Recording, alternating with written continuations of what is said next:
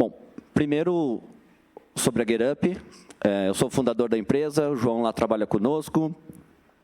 O que a gente faz hoje no mercado é ajudar empresas a utilizarem containers, a utilizar Kubernetes, mas principalmente ajudar as empresas a serem mais ágeis no seu desenvolvimento, a rodar as aplicações com mais eficiência, a conseguir fazer um deploy em produção com mais confiança.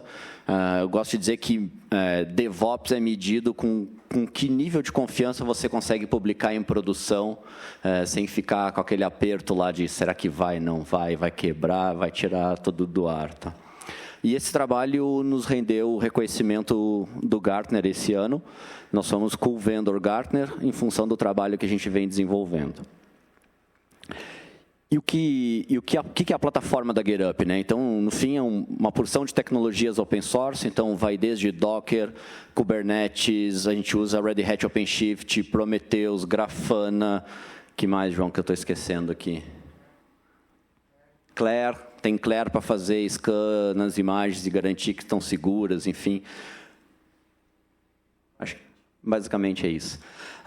A plataforma roda em qualquer infraestrutura, então eu posso instalar ela no próprio data center do cliente, a gente pode instalar no Google, no Azure, na Amazon. E o que ela faz é justamente abstrair, esconder tudo isso que tem embaixo, para que você foque só na esteira de desenvolvimento, para que você consuma toda essa infraestrutura que tem lá embaixo, sem precisar pensar nela. Alguns de nossos clientes que trabalham conosco, tem um case interessante que é de Melissa, com a Grendene, que eles alcançaram uma economia de 60% na fatura deles de cloud, só em rodar com containers e usando Kubernetes para fazer provisionamento dinâmico dentro das máquinas. A gente conseguiu melhorar o aproveitamento da infraestrutura. Vamos para a agenda. Eu vou passar a palavra para o João, que vai fazer a apresentação da primeira parte. Depois a gente tem um intervalo e aí a gente volta. Boa noite. Eu ainda sou o João Brito, o mesmo que ele acabou de apresentar. Bom, a agenda. Eu vou começar explicando e tentando matar a curiosidade de alguns e instigar um pouco a curiosidade dos outros sobre Federation, sobre multi-cloud e cloud híbrido e todos os outros nomes que dão para a mesma coisa. Depois vou fazer um demo. E aí a gente faz uma pausa para pizza, tá bom? Tenho certeza que todo mundo aí vai ficar feliz com a pizza. Então, depois, uma rápida pausa, a gente volta e aí a gente vai falar um pouco com vocês sobre cenários, aplicações, desmistificar alguns mitos e vamos tentar terminar com para onde o Federation está indo. Tá? A primeira coisa que eu quero dizer é que hoje eu espero muito a participação de vocês, tá bom? Não é uma palestra que vocês vieram só sentar, ouvir e nem levantar o braço, tá bom? Eu espero que todo mundo tenha passado desodorante aí certinho e não vão matar um amiguinho do lado, tá bom? Beleza? Tá bom. Vocês não começaram muito bem, tá? Bem participativo, eu espero vocês, tá bom? Beleza. Isso aí, beleza. Estou mais ligado. Tá bom. Então, vamos começar com quem já usa containers em produção. Quem já usa containers em produção? Com mais coragem, assim, pessoal. Isso, boa. Tá bom, uma ótima parcela. E quem já usa algum tipo de orquestração? Quem já tem muitos containers, mais do que você pode controlar na planilha do Excel? Mais ou menos são tipo quantos? Desculpa aí, microfone. Atualmente são 4 projetos e com autoscaling e estimativa de todos os novos projetos irem para essa infraestrutura. Autoscaling você está fazendo no AWS? A gente tem data center. Boa. Alguém mais está usando algum tipo de orquestração? Kubernetes? Peraí. Calado. Vamos ter uma outra abordagem para os microfones. Kubernetes também. Kubernetes.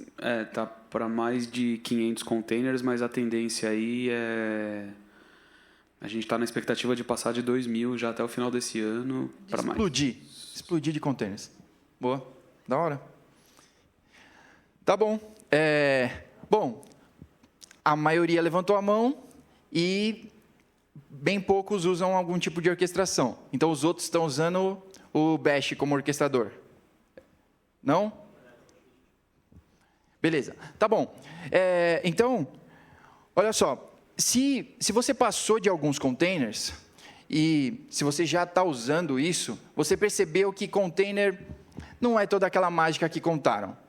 Não resolve muitos problemas e, na verdade, não é a terra do nunca. E aí você percebe que, poxa, ainda tenho que fazer Service Discovery, ainda tenho que fazer balanceamento de carga, ainda tenho que saber onde é que eu vou colocar meus dados, aonde que eu vou perder esses dados e tudo mais. Então, é aí que a gente começa a pensar em orquestração. Tá? Mas, para quem já usa algum tipo de orquestração, alguém aqui já usa federação? Não? Que bom, né? Porque é beta ainda, então a gente não quer colocar isso para ter problemas. Bom, então, como a gente não pode aprender a correr sem andar, né? Tony Stark provavelmente ia discordar, mas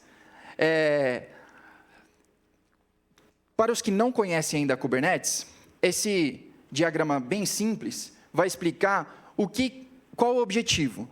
Tá? O Kubernetes nada mais é, e tentando explicar do jeito mais simples possível, do que uma API que vai controlar os seus containers, para que você não precise fazer isso. Tá? Porque, para quem é sysadmin e que ficou acordado muitas vezes de madrugada, e que teve algumas tarefas bem difíceis, assim, sei lá, seu PagerDuty toca 3 da manhã. Mal você consegue abrir os olhos. Quanto mais levantar um serviço que você nem sabe muito bem como ele foi colocado no ar. Tá? Então, o Kubernetes não tem esse problema. Se você já definiu as regras, ele vai ficar acordado 24 horas por dia e não precisa gastar dinheiro com PagerDuty. Tá bom. Então, é isso que o Kubernetes vai fazer para você. Porque nós não somos muito bons em ficar acordado 24 horas por dia, em saber quando que a nossa aplicação precisa ser escalada, em poder saber quando a nossa aplicação não está funcionando. Tudo isso pode ser escrito como infraestrutura. E aí, nós podemos utilizar isso de forma inteligente. O Kubernetes vai utilizar isso, todas essas regras. Então, o provisionamento vai ser feito pelo Kubernetes. Health Check é feito pelo Kubernetes. Auto-scaling é feito pelo Kubernetes. Tudo bem? Todo mundo está me acompanhando? Tudo bem. O Kubernetes é isso. Tá? Mas vocês devem estar se perguntando. Mentiram para mim. Iam falar sobre Federation. Eu vou chegar lá. Federation nada mais é do que uma API para controlar clusters. Então, eu vou voltar de slide e você vai tentar me acompanhar. Kubernetes é uma API para controlar nós. Federation é uma API para controlar clusters. Então, imagina que você já tem uma necessidade de ter a sua aplicação ainda mais resiliente, ainda mais disponível. Porque imagina que a internet do Brasil fique um pouco parecida com a da China. E, de repente, ela fique fora, porque o Temer decidiu. E aí, mas a sua aplicação ainda precisa existir a isso. Você tem clientes fora do país. E você tem um cluster fora do país. Você tem um cluster provisionado no seu cloud provider fora do país, que depende de outra internet, que depende de tudo outra. Então, mas só que se você tivesse que fazer tudo o que você faz, provisionamento, scaling e toda a configuração dos clusters, tudo diversas vezes. Aí a tarefa ficou manual de novo. Então, é isso que o Federation vem resolver. Deixar os clusters iguais. e você ter que fazer apenas um deploy, colocar apenas uma policy de segurança para todos os seus clusters. Então, todos eles vão obedecer a mesma regra. Certo? Estão comigo ainda? Beleza. Então, vamos sair do diagrama simples e vamos para um pouco mais complexo. Tá? Onde você, lá naquele computadorzinho branquinho, bem bonitinho, vai fazer deploy da sua aplicação apenas uma vez na federação. E aí, a federação vai fazer deploy da aplicação em todos os seus clusters. Então, nesse exemplo, nós temos 3 cloud providers, ou 3 data centers diferentes, ou 3 unidades num mesmo data center, ou um mesmo cloud provider e vários data centers, ou então você tem privado e público, todos controlados por uma única API. Deixar de fazer trabalho manual. Lazy sysadmin, quem já escutou essa nomenclatura? Então, DevOps nada mais é do que pensar sempre em ser mais eficiente. E o Kubernetes veio exatamente para isso. Vamos ser mais eficiente, para a gente poder trabalhar no que realmente importa. Se a gente ficar perdendo tempo, levantando máquina, instalando patch e tudo mais que a TI antiga, moderna, necessitava, a gente não vai ter tempo para poder evoluir o nosso produto, alcançar o nosso cliente, tá? E aí a gente é engolido pelos concorrentes. Tá? Então, olha só, a gente passou do Federation, e o Federation vai controlar os nossos clusters. E cada Kubernetes, por sua vez, vai controlar os seus nós, que, por sua vez, vão controlar os containers, os pods e as nossas aplicações. E assim, obedecendo todas as regras que você já definiu lá em cima, lá na federação. Ficou claro? Alguém tem alguma dúvida? Boa. Eu já ia dizer, se ninguém tem nenhuma dúvida, é porque eu não expliquei direito. Um segundo. Boa. Oi. Você disse que XYZ poderiam ser provedores de clouds diferentes. E onde é que fica esse Federation Controller Manager, se não está em nenhum deles? Boa pergunta. Ele pode estar em um deles. Tá? Ele precisa estar em pelo menos um deles. Tá bom? Mas, se você perder esse cluster como o primeiro, você pode mudar e todos ainda vão estar na federação. Tá bom? Tá? Mas mesmo que você perca o cluster, que é o default, não vai acontecer nada com todos os outros, com as suas aplicações e tudo mais. Elas vão ficar estáticas, tá? Porque não veio nenhuma ordem de mudança. É a mesma coisa com Kubernetes. Se você tem um cluster Kubernetes e os seus masters morrerem, os nós ainda vão continuar lá, esperando novas ordens. Tá? E a sua aplicação, por sua vez, também. Beleza? Fala aí. Eu vou levar o microfone aí, André. Não, peraí. Vou ali para ele. André. Boa. Alô? Ô, João, me explica como é que fica o DNS disso tudo. Eu tenho lá o meu site apontando para um Federation, caiu o site X, e era ele quem estava respondendo. Então, o seu DNS, ele vai poder apontar para serviço, tá? Para um serviço do seu cluster default, e o cluster default conhece todos os outros serviços. Tá? Eu vou tentar voltar, não ficou muito claro. É assim, o DNS, ele aponta para serviços. Serviços no Kubernetes é similar ao load balance. Tá? E o load balance aponta para a sua aplicação. Então, o serviço do cluster, o serviço DNS, o serviço de todos eles, tá? Então, você vai ter serviço da aplicação do André, Tá? Serviço da aplicação do André no cluster X. Serviço da aplicação do André no cluster Y. Serviço no Z. O serviço, cada um deles tem o seu próprio load balance e o seu próprio DNS criado. Só que, no final das contas, você vai ter um único DNS que aponta para todos os serviços. Então, todos os serviços têm saída. E aí você está apontando para todos eles ao mesmo tempo. O DNS vai fazer round robin com a entrada A. Tá? Se você quiser fazer com DNS. Mas tem uma outra abordagem que você pode apontar o DNS para um próximo serviço. Tá? Porque serviço é mais inteligente que DNS. Serviço não precisa de propagação. Programação não, serviço precisa. Não precisa de propagação. Então, se você tem um serviço de balanceamento de carga, esse novo balanceador de carga pode apontar para os seus clusters e ele vai poder fazer o health check e saber se o seu cluster está lá respondendo ainda, ou então ele pode tirar. Ficou claro? Eu vou demonstrar isso, tá? Vai ficar claro no final. Confie em mim. Se não ficar claro é porque não chegou no final. Tá bom? Mais alguma dúvida? Senão eu vou entrar na demonstração. Tá bom? Demo.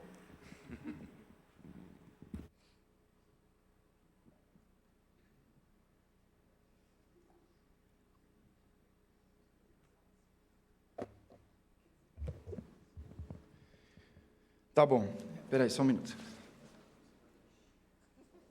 Demonstração é um momento tenso.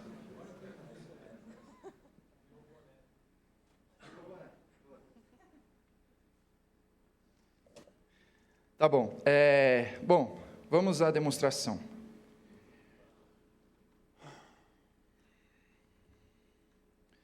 Bom,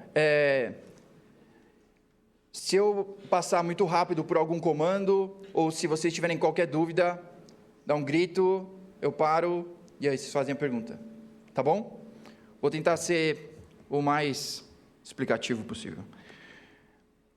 Primeiro, deixa eu explicar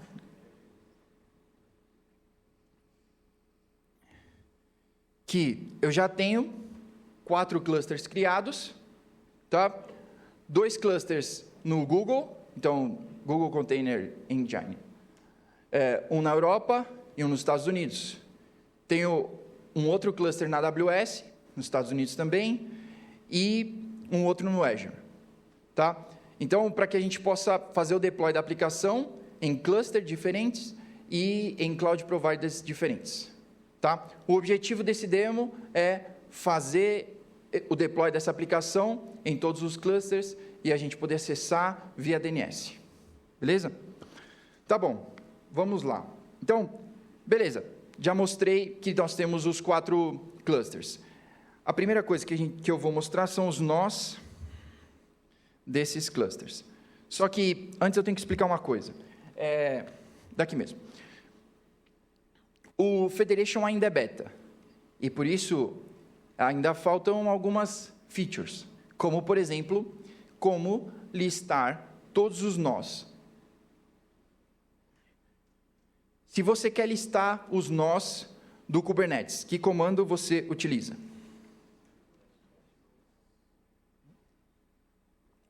Os nós get nodes, beleza? É isso? Tá bom. Então, vamos fazer um teste. kubectl get nodes.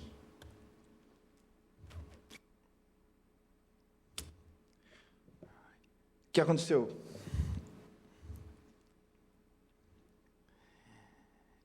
O Federation, ele implementa... kubectl... Não. Kube... Eu vou voltar no slide, e eu esqueci de dizer uma coisa. O Federation, ele implementa alguns novos comandos, tá? E um conceito, que os seus data centers, ou seus clusters diferentes, ou qualquer nome que você dê para eles são contextos, tá? Contextos para o Federation. Então, você tem que dizer em qual contexto você quer executar cada coisa. Tá? Você não pode esquecer isso. Então, ou você vai executar uma coisa para todo o Federation, ou você vai executar uma coisa para um cluster específico, a partir do Federation ou não. Tudo bem?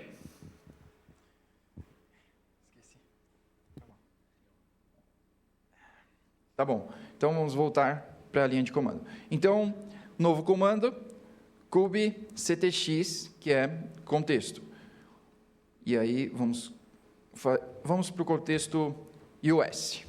Tá? E se eu fizer de novo getNodes, com fé, ele vai mostrar o nó desse cluster. Tá? Mas não é isso, no final das contas, que eu quero saber, certo? Eu queria ver os nós de todos os clusters. Tá? Então, isso não existe ainda. E aí, eu coloquei em algum lugar aqui uma função para mostrar para vocês. Dá para ler? Dá? Tá bom. É uma função, a gente usa um comando novo, talvez vocês não conheçam, né? E ele é o for. Tá bom? A única coisa que ele vai fazer é percorrer os contextos e listar, ou, na verdade, executar o comando que eu pedi, tá? No caso, getNodes. Então, vamos voltar aqui.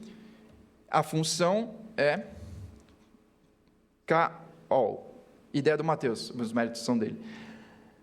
Call getNodes.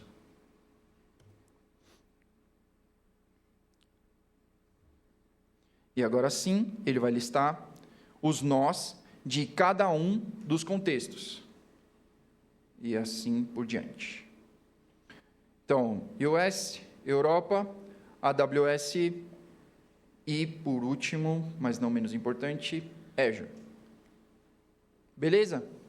Então, estão lá. Tem os nós de cada cluster separados em cada um dos seus contextos. Tá bom? Não vamos misturar o contexto. Foi uma piadinha ótima essa, eu pensei. Tá, então, qual a primeira coisa para a gente poder criar uma aplicação? Criar um namespace. Então, namespace, demo... fala um número. 2 números. Sim, tá com o microfone. 6. E? 8. Demo 68. Tá bom. Então, o que nós vamos fazer? Vamos acessar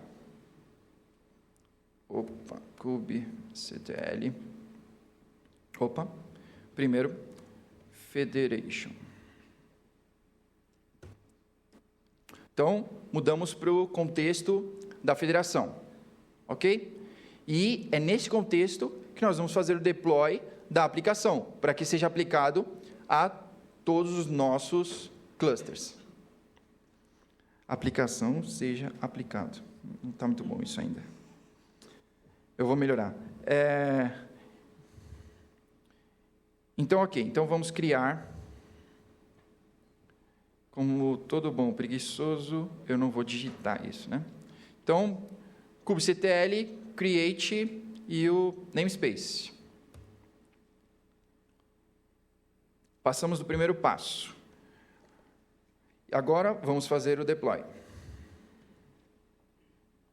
Aqui, eu vou fazer deploy de uma aplicação de demonstração, bem simples, tá? Que eu só vou usar uma parte dela, que é para mostrar o nome do pod que ela está rodando, tá? E aí, depois a gente vai poder listar os pods e conferir onde é que ela tá, que o DNS está pegando e por aí vai. Tá bom? Então, vamos criar essa aplicação no nosso namespace. E vamos... Como temos 4 data centers, vamos colocar para 2, o dobro disso, né? 2 pods para cada data center. E, beleza, então agora nós vamos usar de novo a nossa função para pegar todos os pods.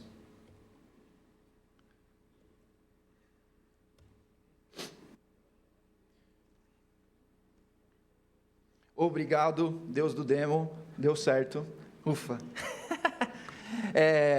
2 pods em cada um dos clusters, tá? Como o esperado. Que bom, beleza. Mas ainda está faltando uma coisa. A gente ainda não pode acessar isso, né? Então, o que nós vamos fazer? Criar um service. Opa, se digitar certo, funciona. Então, como toda boa aplicação web, né?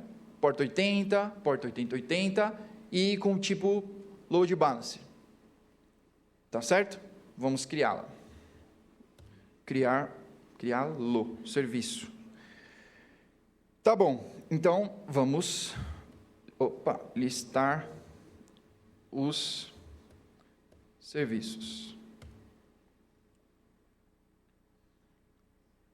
E aí agora, o que ele está fazendo?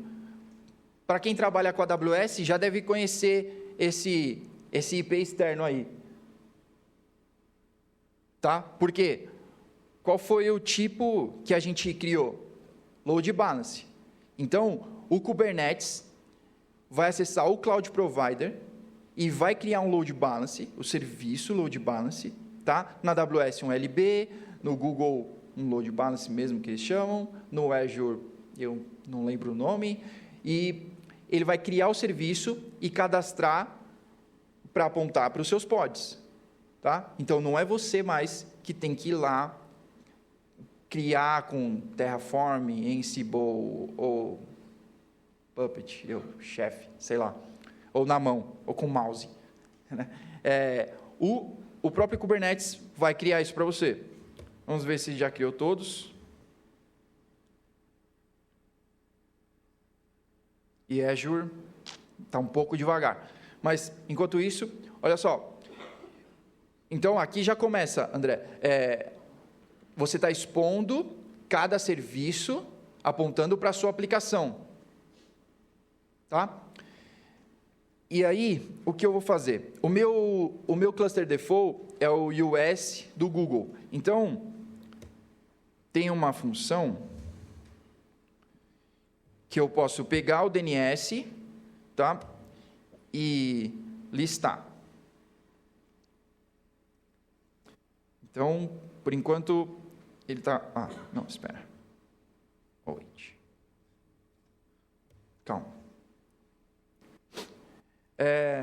A visualização não fica muito fácil, mas vocês vão entender, é DNS, tá? E eu vou voltar lá na listagem dos serviços. Então, por exemplo, a gente tem aqui, ó, o serviço lá no cluster US, tá? 35196. Temos aqui na Europa, 35195. Na AWS, o que o Kubernetes vai fazer? Tá? Aí a gente começa a ter problemas quando você quer ter cloud providers diferentes para fazer a mesma coisa. Cada cloud provider implementa da sua própria forma. Eles não vão conversar entre eles, né? Por exemplo, o Google entrega apenas um IP para o seu load balance. A AWS entrega 2. E eles podem mudar. Tá? O que o Kubernetes faz? Ele fica assistindo esse load balance e ele vai colocar o IP lá no DNS. Tá? Porque senão você vai ter problemas. Como você vai cadastrar nome e IP ou vários nomes, não vai dar certo. Tudo bem? Vocês já entenderam onde eu vou chegar no problema do DNS, né? Então, vamos voltar ao DNS.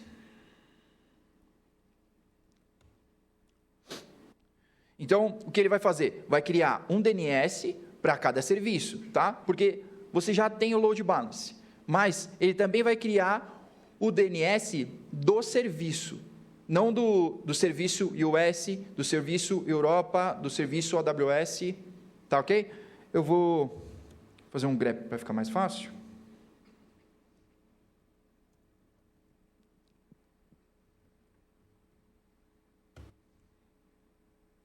E olha aí,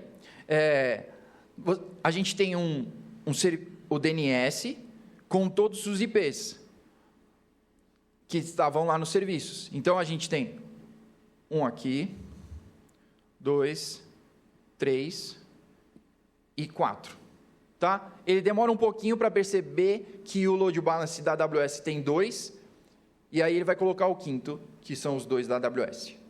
Tá bom? Então, se a gente voltar e tiver 5, aí você vai pensar, estão me enganando. Não, não é isso. A AWS está te enganando. Tá ok. Então, o que a gente vai fazer agora? Vamos acessar. Mas primeiro tem que pegar o DNS.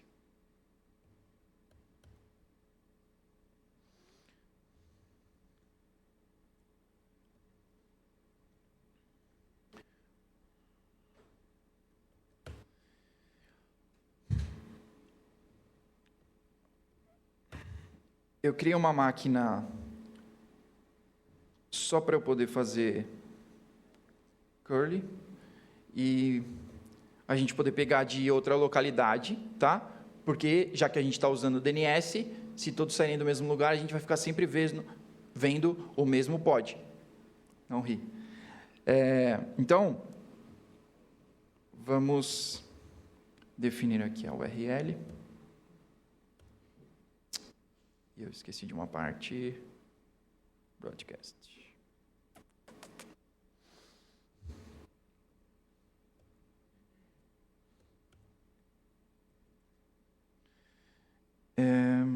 Agora.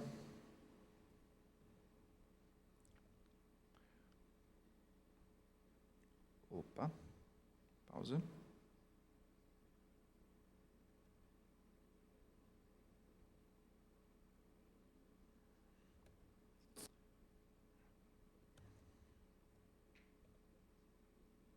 Agora sim.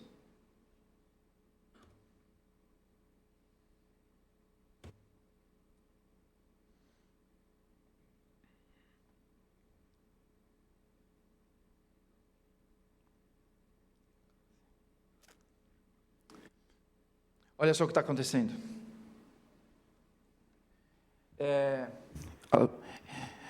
O que está acontecendo? Na minha máquina da Europa, ela está fazendo curly. Esqueci de mudar de novo. Eu vou ficar bom nisso um dia. Na minha máquina da Europa, ela está fazendo curly na nossa URL e recebendo o nome do pod. Tá? Então, lá na Europa, a gente está recebendo 7L4 e GV4. Tá.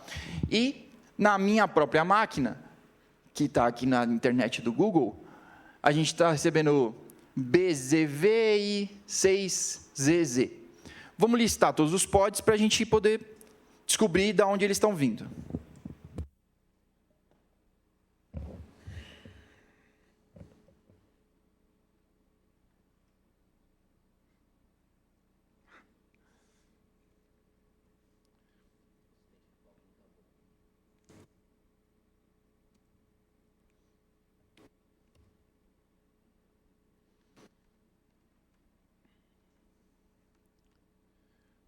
Não é do Google US. Não é da Europa. Então, por eliminação,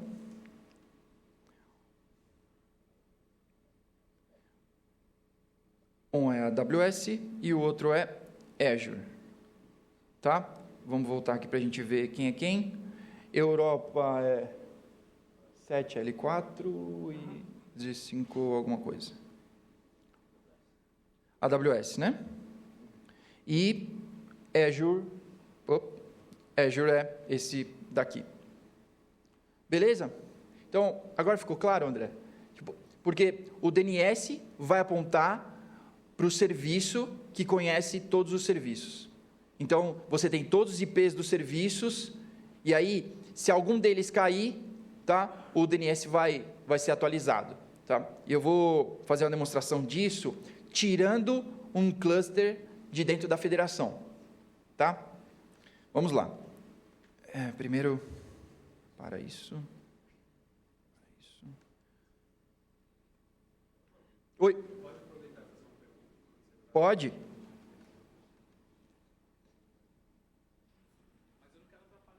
Não, pode fazer. Ele criou, então, um service dos services, é isso? Não. Mais ou menos. Não, desculpa. Você tem um serviço em cada um dos clusters, tá? Só que o Federation conhece todos eles. E aí, ele vai cadastrar no DNS. Então, nessa forma de publicação, tá? Que a gente está usando DNS, ele vai cadastrar no DNS todos os serviços que ele conhece, para que o seu DNS principal saiba de todos os data centers. Tá? Ele não vai criar um outro serviço, mas só vai cadastrar todos eles no mesmo DNS. Tá. Aí, por exemplo, on-premise, a gente não tem Google, Amazon, a gente tem lá um Nginx Ingress Controller. Aí, se eu tivesse a federação, por exemplo, cada ingress, então, apontaria para o seu service local e eu teria que ter um load balance para cada um daqueles ingress em cada uma das regiões. Por exemplo, você tem algumas... Já teve esse cenário? Tentou? Ainda não, mas é que o outro jeito de fazer isso, sem ser de DNS, é fazendo com ingress. Tá? Que aí você vai criar ingress para todos e aí com ingress sim, você vai criar um outro para ter a entrada de todos os ingress. Tá? Então, você vai ter um balanceador dos balanceadores. Tá. Tá bom? Tá. Que provavelmente é o que eu acredito que vai ser a saída mais elegante. Porque DNS não fica na nossa mão. DNS não depende única e exclusivamente da gente. Né? Principalmente quando a gente está falando de enterprise. Se a gente está falando de enterprise, normalmente a rede é controlada. E normalmente o cara da rede quer deixar um cache gigante lá. TTL maior ainda.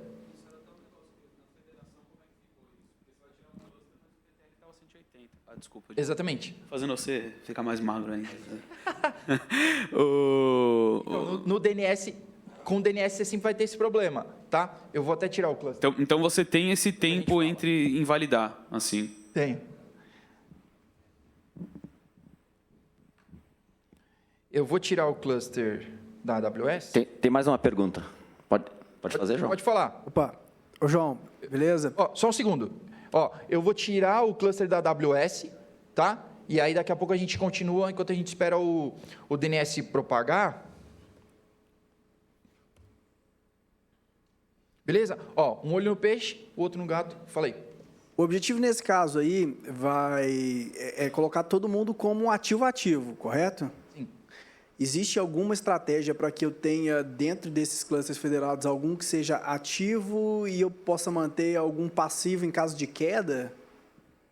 Isso vai precisar de implementação, tá? Mas que você pode fazer isso provavelmente no serviço, que vai ter um watcher e aí ele pode... Ok, forçar que o serviço sempre vá para um, ao invés de ir para balancear entre os demais, né? Isso aí. Só um segundo, eu quero mostrar uma coisa. Eu vou deixar na outra tela.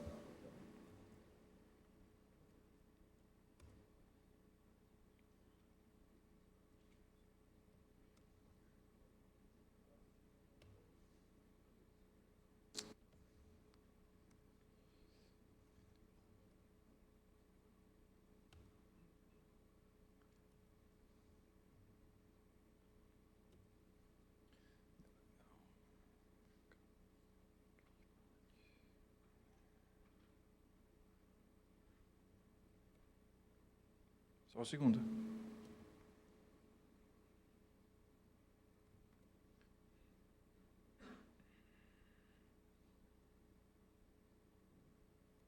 Deixei uma cola.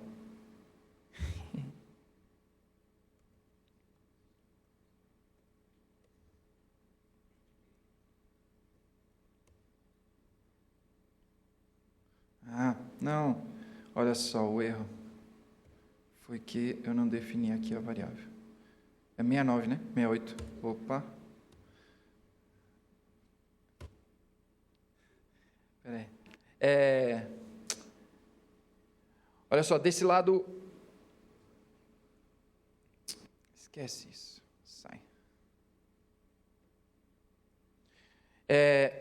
O que aconteceu aqui, eu só queria mostrar uma coisa sobre, tem a ver com o que você perguntou. O que aconteceu quando eu tirei o cluster da AWS da federação?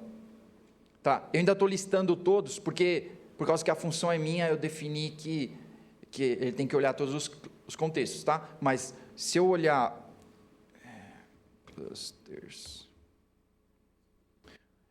só tem 3, tá? O que acontece? A gente definiu lá no começo que tinham que ter 8. E aí, como a gente tirou a AWS, ele ligou mais um no Azure e mais um lá no US Google, tá? Ele vai rebalancear, porque o Federation sabe quantas aplicações tem que ter no ar, você definiu isso, beleza? No caso, o número de réplicas, a gente define quantas réplicas quer manter rodando, ele fica controlando isso para nós. Tinha mais uma pergunta ou era essa? Era essa. Ninguém tem mais nenhuma pergunta? Para ver se eu dou sorte com o DNS? Não? Mais uma, então. Vou aproveitar. Beleza. Questão de gerenciamento de nós. A gente, sempre que a gente está mais próximo, eu estou mais próximo do OpenShift hoje, fiz alguns testes com o próprio Kubernetes, e o gerenciamento de nós ele acaba sendo um pouco manual até onde eu tenho trabalhado. Existe alguma estratégia que vocês adotaram em relação a taxar nós com maior facilidade, de uma forma automática e que ele consegue se balancear corretamente? Ainda não. Uma eficiente em produção, tá? Que não seja alfa no GitHub de alguém? Não, ainda não. Tá? Okay. Tá bom, então vamos ver... Eu fiquei com dúvida na pergunta. O que você chama de atachar um nó fácil? Tipo, criar o nó, subir ele e dar o join? Isso, porque na maioria das vezes esse nó, a gente taxa ele manualmente, né? E mesmo que a gente coloque automático, a gente não pode, pelo menos no meu ponto de vista, sair subindo os pods indiscriminadamente, né? A gente tem que ter um balanceamento entre eles, né? Entendi. Tá? Tem bastante gente usando o autoscaling da AWS, tá? Mas ele não é eficiente para o objetivo. Ele foi feito para outra coisa, não foi feito para isso. Então, ele não vai olhar para você a quantidade de pods que você tem para ligar outro nó. E aí diminuir a quantidade, ele vai rebalancear e desligar outra máquina. Ele vai olhar memória e CPU. E o tempo aí pode ser arriscado, né? Exatamente. Essa brincadeira ele demora para subir. Isso é métrica que se use? Não é, né, cara? Tá bom? Então, vamos voltar...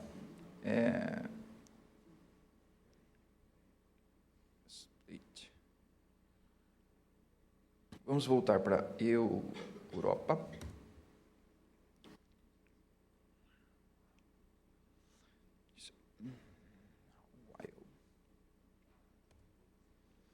Se tinha alguém preocupado em não ter pizza, não se preocupe mais, que eu fiquei sabendo que ela chegou.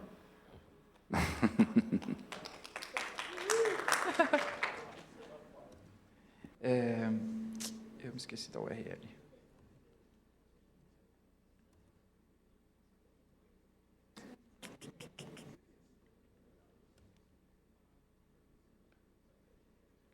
Então, eu vou voltar agora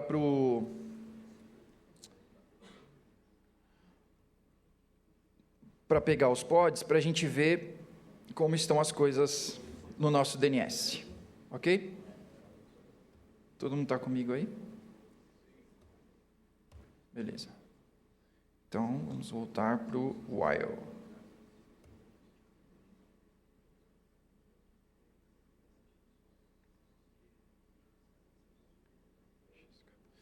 Tá bom, então agora vamos olhar novamente, né? Agora a gente tem 556, desse lado, e lá 9HG. Tá? Eu tinha listado isso em algum lugar, que eu não sei mais onde era. Então vamos pegar de novo. Get pod.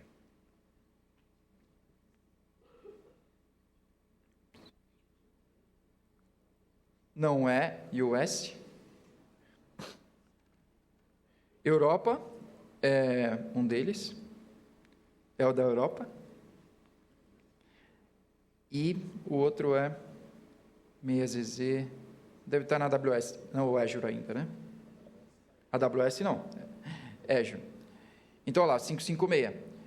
Então, esse daqui está no Azure ainda, tá? Porque ele está preso no DNS e vai ficar nesse looping eterno, está respondendo, então tudo bem. E a Europa saiu de lá. Ela está pegando agora lá no cluster que eu tenho na Europa do Google. Viu que beleza? Funcionou. Estou muito feliz que funcionou. E é isso. Esse era o objetivo. Tá? Esse era o objetivo. Mostrar como você pode ter ainda mais resiliência, ainda mais disponibilidade, tá? Como você pode ir além ainda com a sua aplicação. Tá? Se você achava, poxa, o Kubernetes já faz muita coisa, então ele ainda pode fazer mais coisa. Beleza? Tem um cara lá em cima que quer fazer uma pergunta. Olha, boa estratégia. Você fez o deploy de novo depois. Aliás, a réplica, aquele número de 8 que você definiu, quando a gente baixou lá o do Azure, ele automaticamente jogou mais 2 lá, acho que um na Europa e um que eu não sei onde é que ele jogou. Mas se por acaso você subisse ele de novo, ele faria o autoscaling para equilibrar a quantidade de serviços que tem em cada um deles? Ele faz. Só que o processo para fazer rejoin demora um pouquinho mais. Tá? Mas ele faz, do mesmo jeito, porque ele vai contar as réplicas e vai tirar lá para você. Beleza? Peraí.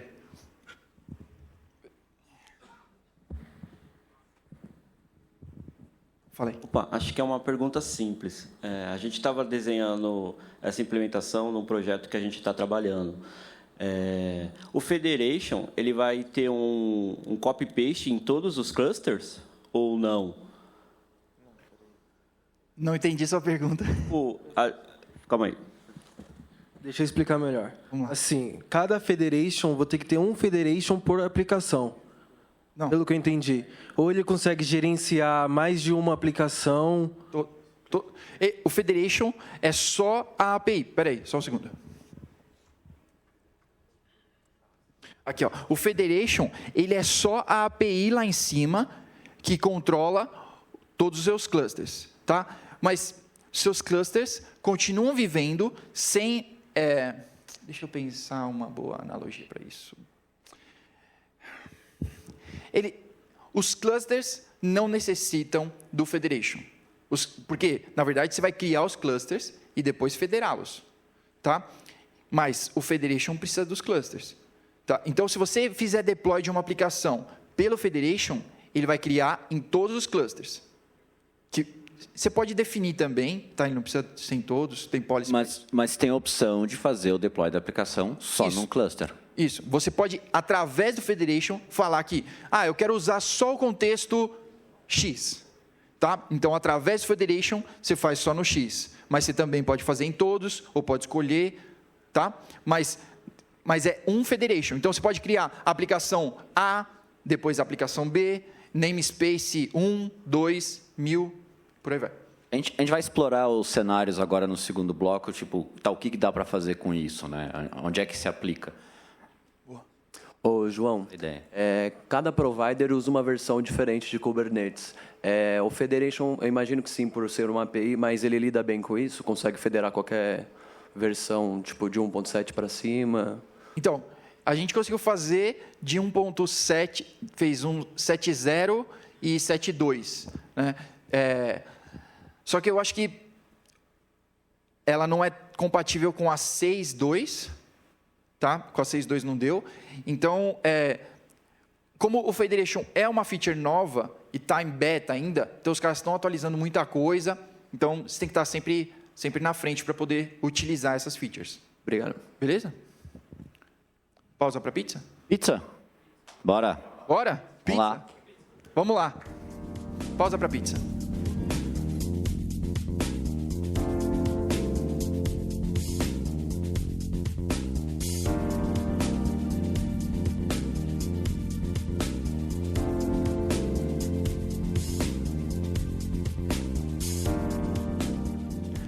vamos lá, vamos para a segunda parte.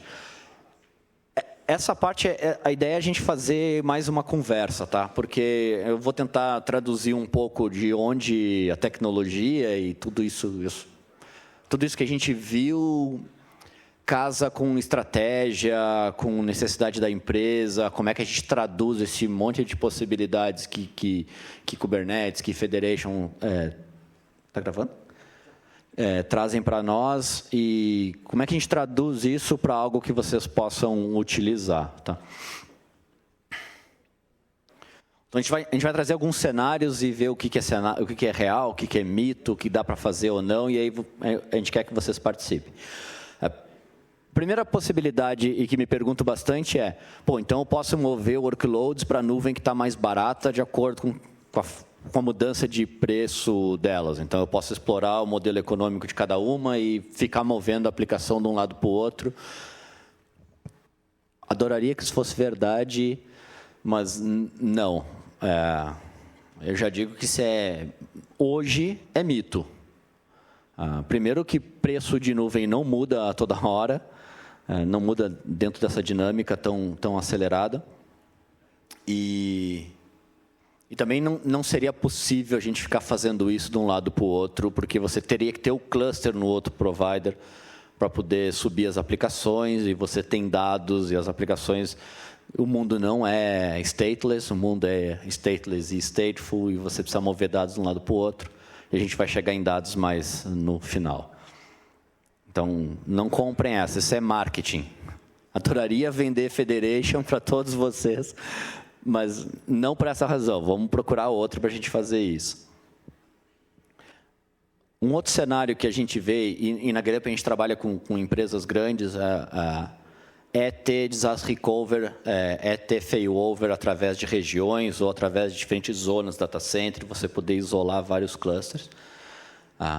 E aqui eu acredito que, sim, essa é uma boa aplicação desse modelo, tá?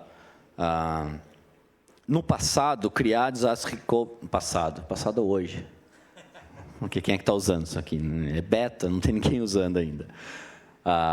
Mas o modelo tradicional de se criar um disaster recovery ou um business continuity ou ter failover é adicionando caixas, né? Você sobe uma série de infraestrutura de um lado, você sobe uma série de infraestrutura do outro, você administra as duas, sincroniza as duas. Tudo que eu faço de um lado eu tenho que replicar do outro. O deploy das aplicações, você tem que sincronizar ambos os lados. Isso custa muito caro, muito caro. E a gente vê que com o Federation a gente tem um potencial muito grande de tornar isso não só mais barato, mas também mais simples, menos complexo. Você consegue, de uma forma... Puxa vida, a gente rodou meia dúzia de comandos, né, João, depois de semanas estudando. Mas chegamos a meia dúzia. Eu acho que o difícil é tornar isso aqui muito simples, tá? Uma das coisas que a gente vem construindo agora é, ok, como é que a gente faz para que você, de uma forma abstrata, eu quero ter redundância geográfica, beleza, então eu vou criar uma aplicação e vou marcar na minha aplicação lá, eu quero um multi-AZ dela, eu quero um multi-regiões dela. E isso vai espalhar a aplicação em múltiplos clusters sem que você tenha que entender tudo isso que a gente mostrou. É importante entender, a gente considera importante mostrar isso, trazer essa discussão, mas a gente sabe que no dia a dia isso não é prático. No dia a dia a gente tem que ter uma forma bem mais simples de fazer isso. Subiu a aplicação, essa aplicação tem que ter alta disponibilidade geográfica. Beleza, então tem que ser um clique, um botão, uma chamada, um único comando e a mágica acontece. Pode.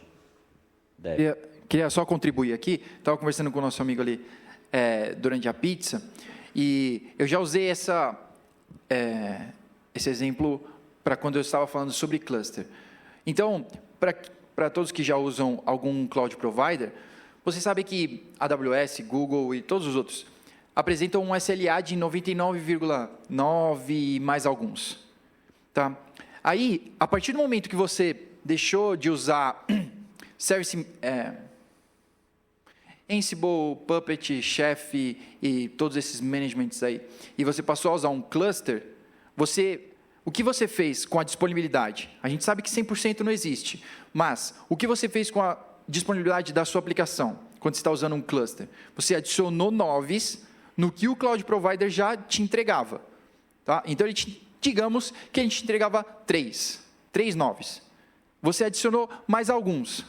E agora, imagina quantos outros você adicionou quando você colocou o Federation em cima. Então, você tem disponibilidade de clusters. Então, quanta disponibilidade e quão mais próximo você está do 100%. Tá? Que é o que todo o manager e os CTOs e todo mundo mais espera e o cara quer, sonha aquela utopia do 100%. Então, beleza. Assim, você chegando ainda mais perto. Posso contribuir? No modelo onde a empresa tem o data center, ela tem um controle de tudo que acontece, de qual switch que vai ser desligado, quando, agendamento, controle de mudança, reunião de mudança, novas máquinas que saem. E quando a gente vai para a nuvem, a gente não controla nada disso. O service provider vai desligar a máquina quando tiver que desligar a máquina, ele vai trocar a switch quando tiver que trocar a switch. No máximo, você vai ter um alerta no painel de que vai ter uma desativação de um hardware lá dentro que vai afetar. Por outro lado, a própria arquitetura dos caras permite que a gente explore esse modelo para que a gente construa as nossas próprias redundâncias. Então, a gente tem essa diferença prática. A gente vê muito medo de empresa ir para a nuvem, justamente pela falta de controle do que acontece lá do outro lado. Só que, na verdade, a gente não precisa desse controle. Tá? E esses data centers, para chegar no preço que eles chegam hoje, eles diminuem redundâncias. Redundância de gerador, redundância de rede. Eles diminuem as redundâncias porque a arquitetura permite que você construa suas próprias. Por isso que é tão barato. Não é só pela escala, não. Workloads em diferentes nuvens.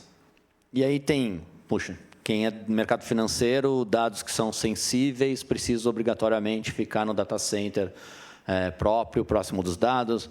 Aplicações que não são tão sensíveis, a gente pode levar para a nuvem ou para um outro data center. Uma aplicação que não é tão crítica, eu posso ir para um data center talvez mais barato, que tenha menos redundância, enfim. Ou então uma aplicação, sei lá, do marketing que tenha um tráfego absurdo, que é uma campanha, pode ir para um lugar que a gente consiga fazer uso da escalabilidade e desligar quando não precisa mais do recurso. Esse é um modelo factível que a gente já está na nossa mira assim, de construir, e isso tem que ser abstraído para o usuário. O usuário não pode tomar a decisão, tipo, esse workload é sensível ou não é sensível.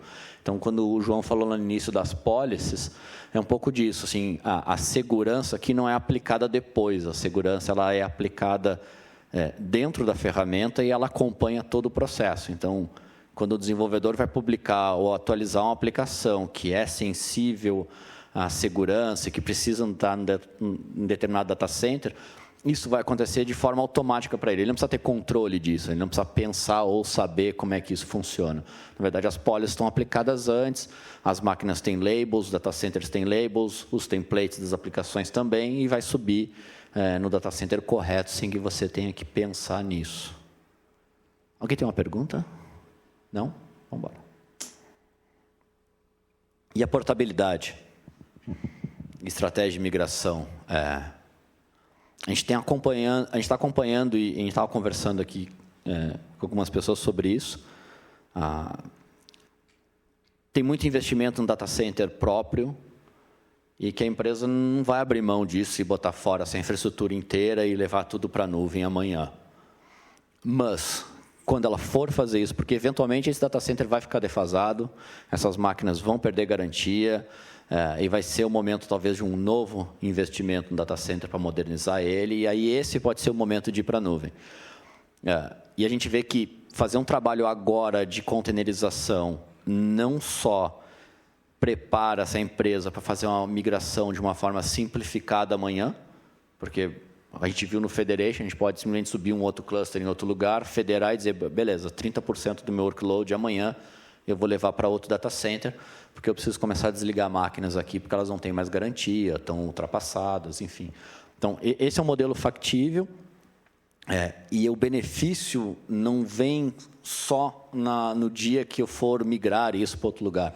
O benefício já começa no dia 2, porque a gente começa a containerizar a aplicação, a gente começa a ter melhor aproveitamento das máquinas, melhor aproveitamento de recurso, talvez aquela licença de VMware que você teria que renovar ou comprar mais licenças, talvez você não precise mais, porque você vai ficar com um parque de máquinas menor. Você tem o benefício de eficiência na operação, você passa a ter dentro de casa um Kubernetes cuidando da operação, recuperando aplicações quando elas falham. Então, é um investimento que o benefício não é só lá na frente, na hora da migração, mas ele também acontece aí no dia 2, logo que a gente bota isso para rodar. Prós e contras, né? Então, nem tudo são flores, mas eu vou começar pelas flores. Acho que, assim, em primeiro lugar, a gente ter a possibilidade de usar múltiplos provedores de serviço, seja ele qual for, não é só nuvem, não, nos deixa numa condição diferenciada de negociação. Isso sem sombra de dúvida. E a gente sabe que, falando de nuvem, contas altas, contas que superam aí 1 milhão por ano, a partir daí, conseguem boas negociações em todos os service providers, seja Amazon, Google, Azure. Todos eles são muito agressivos quando você tem um volume muito alto. Então, a gente vê que o fato de você ter a possibilidade de sair de forma mais fácil lhe dá uma condição estratégica de negociação. Se o ticket for alto, melhor ainda. Tá? E isso agrada principalmente o CFO da empresa, né? Que ele tem aquele medo lá, puxa, a fatura de cloud só sobe, e eu vou ficar na mão desses caras. Questão estratégica de lock-in, nós vamos falar depois de lock-in, que há controvérsias. Então, acho que ter essa habilidade é bem estratégica. Tá? Então, eu considero esses os pontos altos. Claro que a gente tem alta disponibilidade, enfim, tem toda aquela parte técnica que quem é operações aqui? Quem é sysadmin? Estava curioso. E o resto desenvolvedor? Nem todos. Tá, e quem não é desenvolvedor nem sysadmin é o quê? Tem corintiano.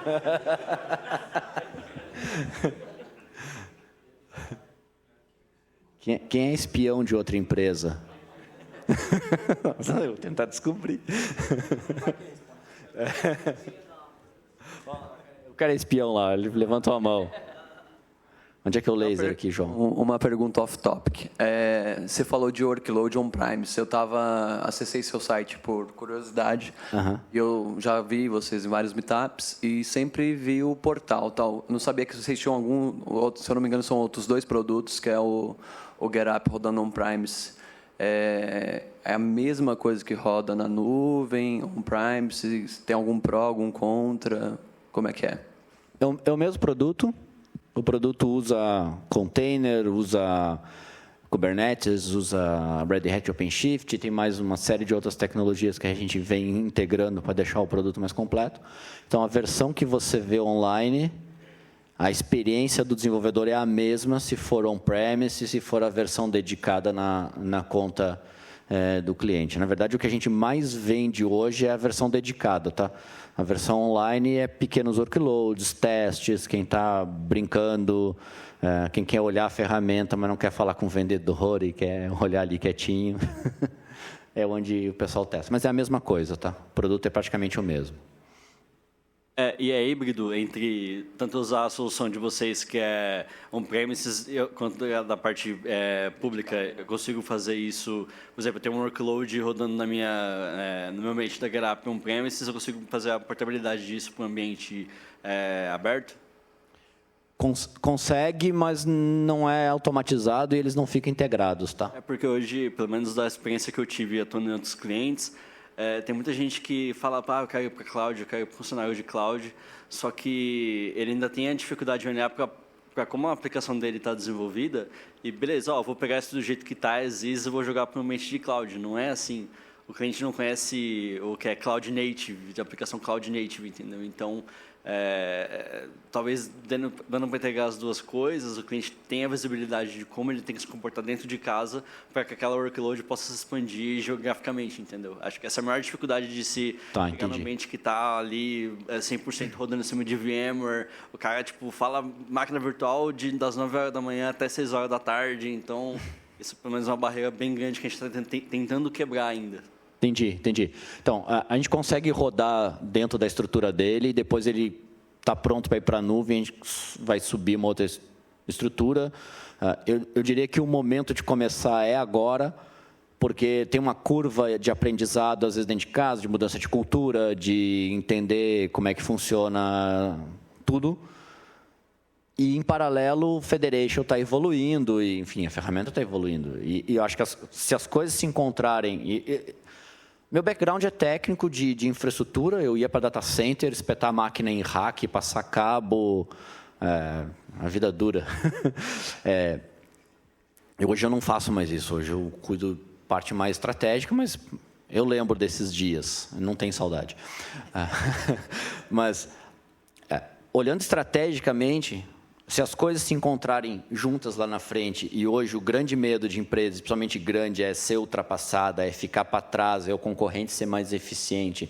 A gente vê aí casos de fintech, Nubank, Original, todos eles têm em comum o quê? Tecnologia. E eles são rápidos para caramba. Então, assim, se tem uma empresa pensando em como é que ela vai se posicionar lá na frente, cara, o momento de tomar essa decisão é hoje, tá? Começar em pequenos passos. Eu não preciso migrar tudo, mas eu preciso migrar alguma coisa, eu preciso sentir o gostinho disso. E lá na frente, essas coisas, se encontrarem a evolução desses produtos com a evolução interna da empresa, cara, melhor dos mundos. Melhor dos mundos. Vamos para o próximo. Tá, e contras. Primeira coisa, diferentes nuvens, diferentes formas de trabalhar, diferentes APIs, formas de tratar log, de tratar métrica, de tratar monitoramento. É tudo praticamente diferente de uma para outra. Tá? Como a gente roda em Google, Amazon, Azure, a gente vê as diferenças no dia a dia, assim, de uma para outra. E quando a gente pega uma nova, tem uma dor, assim, né? Quando a gente começou, por exemplo, com Azure, tinha uma resistência, entre aspas, em função Microsoft, não sei o quê, a gente não nega. Mas, então, tinha uma certa resistência da parte técnica de, pô, será que o Azure está bom? E a gente viu, não, está legal, é show, a estrutura dos caras é ótima, mas é diferente do que a gente está acostumado. Então, tem essa resistência à mudança. E isso adiciona complexidade, tá? Tem que aprender outras nuvens. Achar profissionais bons em uma já é difícil. Imagina achar bom em 3, 4 ambientes. Isso é outra complexidade, tá? Que a gente vê e que tem que pensar bem. Assim, eu preciso realmente de multi-cloud? Porque hoje a gente está falando de multi-cloud aqui, não especificamente de Kubernetes. Tá? Mas tem essa questão. Tratar log. O Giuseppe colocou aqui, eu tenho ambientes espalhados, eu posso centralizar logs no cluster. Posso ter minha stack lá de Elasticsearch, de Kibana e Fluentd. Greylog. Ok, mas e quando eu tenho múltiplos clusters? Como é que eu faço para indexar tudo isso? Eu vou ter um Elasticsearch em cima de vários... ficou complexo. Tem que quebrar a cabeça para achar resposta para isso. Tem uma dúvida? Alô? Oi. Quando você falou de achar um profissional que consiga trabalhar com vários servidores, vários clouds, qual você acha a justificativa para você usar? Se você está usando muitos clouds, por que você acha, quando você acha que realmente eu preciso de muitos clouds ou não? Larga a mão desses e fica só com um. Então, se a motivação para ter multi-cloud é ter alta disponibilidade geográfica, porque tem uma necessidade de ter isso, ok, está justificado. Precisa e vamos embora, doa quanto doer, a gente vai fazer, tem que fazer. Se é para ter... eu tenho medo de lock-in. Isso eu vejo toda hora. A empresa, não vou para a nuvem porque eu tenho medo do lock-in, qual nuvem eu escolho... Eu até estava tweetando isso hoje sobre se lock-inizar. O fato de não tomar a decisão já é um lock-in. Porque quando você olha os prós e contras de todos os benefícios que eu tenho por ir para uma nuvem, seja qual for, versus a situação que eu estou hoje, e vamos pensar numa situação onde eu estou num data center próprio, que não tem escala, que não tem self-service, que falta agilidade... E aí, mas eu não tomo a decisão porque eu tenho medo do lock-in. Já está no lock-in. está no lock-in interno, está no pior lock-in que pode existir. Você não consegue decidir para onde vai. Então, tem que pensar o que precisa. Precisa multi-cloud? A gente vê que alguns casos, sim, não escapam. Tá?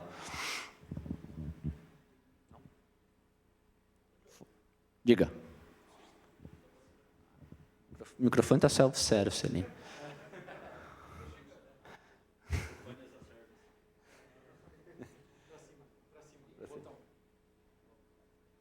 É muita tecnologia.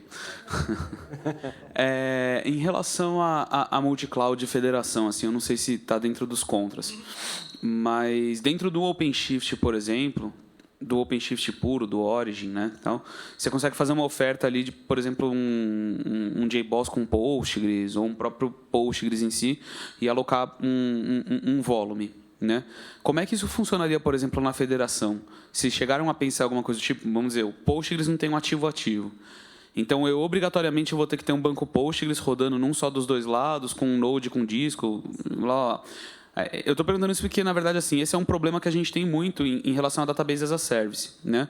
A gente usa OpenStack Trove para isso, justamente porque a gente não tem como ficar alocando disco nos nodes de Kubernetes. Entendeu? Então,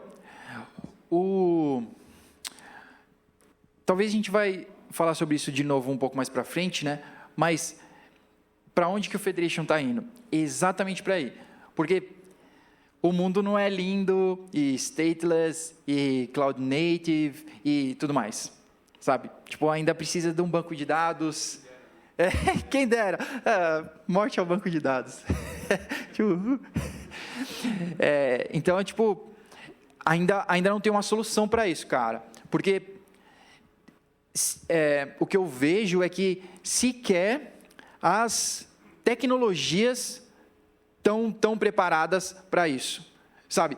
Porque o que eu vejo é que enquanto linguagem, né, tá andando numa velocidade e num ritmo e numa direção, né, você vê o MySQL, cara, dá dó de ver. Né? E enquanto isso, o MariaDB deu a volta, cara, e já era. Que pena. Tchau, MySQL, sabe? Mas... Fala no microfone, cara. Então, mas... Então, eu acho que é isso, cara. Eu acho que ainda tem um percurso a caminhar nessa direção, tá? Mas ainda não está completamente resolvido esse problema. Tá? Stateful ainda é um problema. A gente tem que acelerar porque são 9h10 quase. Resumo. Kubernetes e Federation. Escala global, vendor lock-in mais ou menos. Eu não acredito muito na história de lock-in, mas vamos lá. Redundância, mais disponibilidade, poder de explorar o melhor de cada nuvem. Essa aplicação vai para cá, porque eu vou trabalhar com esse componente que é melhor aqui, essa eu vou jogar em outro lugar. Você tem um ambiente híbrido e espalhado e cada uma rodando onde ela roda melhor. Mas as empresas são diferentes, se movem em velocidade diferente e nós temos os malditos dados para mover de um lado para o outro. É complexo? A Amazon vai dizer que não é complexo, ela tem uma solução. A melhor maneira de mover grande volume de dados é estacionando um caminhão cheio de disco na frente do data center, copiando para dentro dele e transportando para o outro lado. E é justamente o que o Snowmobile... É justamente o que ele faz. Então, assim, tem solução. Custa caro? Cara, pode apostar que sim. Isso aqui não é barato. Mas tem saída, tá? Então, malditos dados. Só que, por outro lado, a gente vê dentro das empresas novas aplicações sendo criadas, todos os dias. E aplicações que já nascem modernas, que já nascem cloud native, que já nascem explorando APIs, que já nascem com réplicas e com alta disponibilidade, microserviço. E eu acho que é nelas que a gente tem que focar. Quando a gente fala de Federation. De Kubernetes, não tem limitação. Tá? Você pode rodar monolítico, aplicação legada... SAP não vai dar suporte, né? Ela vai queimar a garantia. A menos que seja HANA, porque HANA eles dão suporte se for Kubernetes. Tá? Mas você pode rodar qualquer coisa no Kubernetes.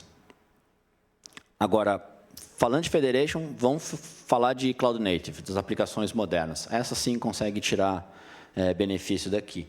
E assim, essas, o tempo é curto, mas eu podia trazer uns gráficos para mostrar para vocês, mas para onde é que estão indo, né?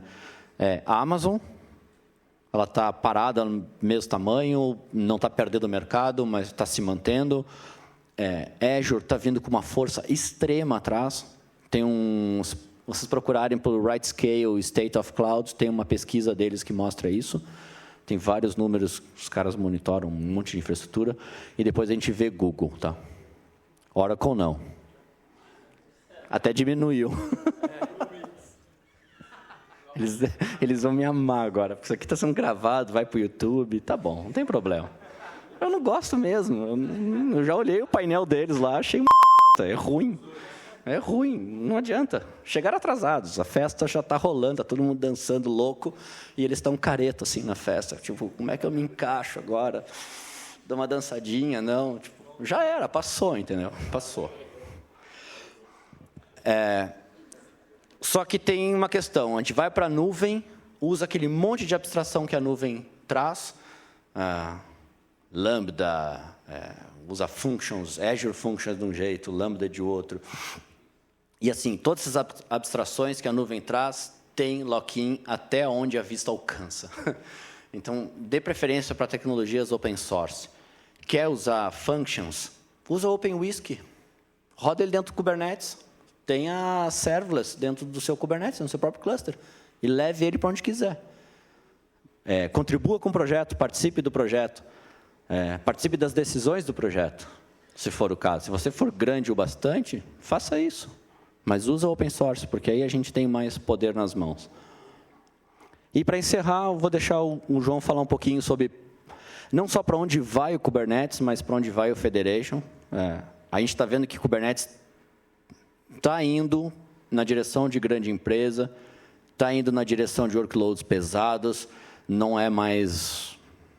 Eu não vou falar do concorrente, mas não é mais brincadeira, não é só esporte. Ele é difícil realmente de instalar, de manter, mas é nesse caminho. Vou deixar o João explorar um pouco mais esse caminho que ele está percorrendo. Depois a gente tem o final. Tá bom. Não, eu já dei um spoiler desse slide, desse episódio aqui, mas é exatamente isso. Para onde o Federation está indo? Ele está indo aonde ele ainda não conseguiu chegar. Stateful é o pior problema, sabe? Tipo, como você vai resolver esse maldito problema dos dados? Dessa quantidade, e tem cara aí com petadados. Cara, peta não me fala disso, sabe? É a mesma coisa que, tipo, antigamente a gente via os caras com Excel e estourar a quantidade de linhas. Tipo, não é para isso, sabe? Não é para isso. Então, mas isso parece mais decisões erradas tomadas no início e que aí o cara tem que arcar com isso lá na frente, sabe? Então, por isso a gente está falando desde o início sobre pensar na sua arquitetura, já começar certo. Então, não entra na onda, né, de que, eu vou começar pequeno aqui, vou dar um swarm init e comecei, tá? E nem tô com papo de hater, não tô mesmo, mas é que você vai ter que colher os frutos disso daqui a pouco, de uma tecnologia que ainda não está pronta. Então, tomar a decisão certa hoje vai impactar diretamente no seu resultado de amanhã. Então, é para isso mesmo que a gente veio, tentar compartilhar isso, tentar ajudar vocês nessa caminhada. Essa é a nossa maior missão, tentar ajudar as empresas nessa caminhada. A gente estava falando lá fora exatamente disso. Será que a sua empresa está focada em entregar um cluster ou ela queria entregar uma aplicação para o usuário dela e ela quer utilizar um cluster? Nós somos profissionais de cluster, não de aplicação. Não da sua aplicação. Entendeu? Onde a gente quer chegar? A gente quer ajudar vocês. Beleza? Muito obrigado pelo tempo de vocês. É isso aí. Valeu.